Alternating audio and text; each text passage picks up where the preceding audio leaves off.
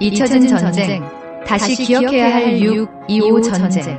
오늘은 6.25 전쟁 73주년입니다. 해마다 형식적으로 기념하지만 시간이 흐르면서 전쟁의 참혹함과 고통을 기억하기에는 너무 길어진 느낌입니다. 미국 워싱턴 DC 한국전 참전용사 기념관에는 36,633명의 미군과 7,174명의 카투사의 이름이 새겨진 추모의 벽이 있습니다. 부산시 남구 유엔기념공원에는 영국, 터키 등 11개국 약 2,300명의 참전 용사들의 유해가 봉안된 세계 최초의 유엔군 묘지가 있습니다.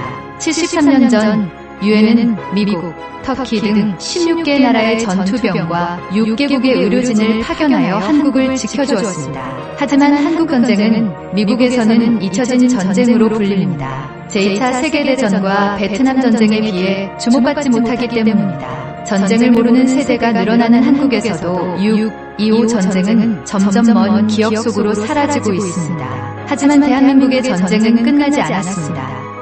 70년 전의 정전 상태에 불과할 뿐입니다.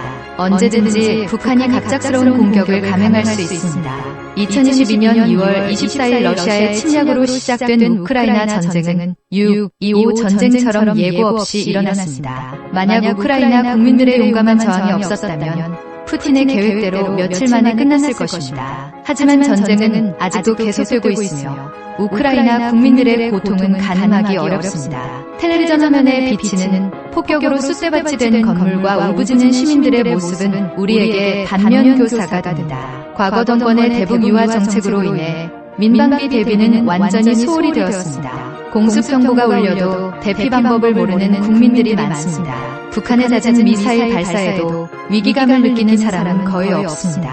현재 북한은 정상적인 국가가 아닙니다.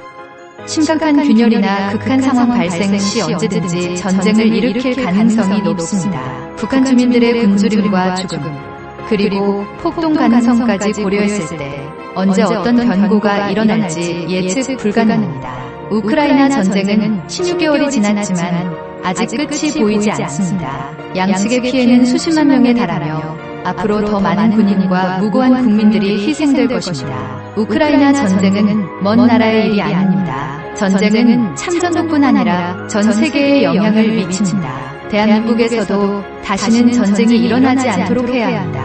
적화 통일을 목표로 하는 북한에 대비하기 위해서는 한국의 국방력과 경제력이 절대적으로 강해야 합니다. 또한 6.25 전쟁의 참혹함을 결코 잊어서는 안 됩니다. 73년 전 자유우방의 도움으로 오늘날의 경제 대국으로 성장한 한국은 무도한 러시아에 맞서 싸우고 있는 우크라이나를 적극 지원해야 합니다.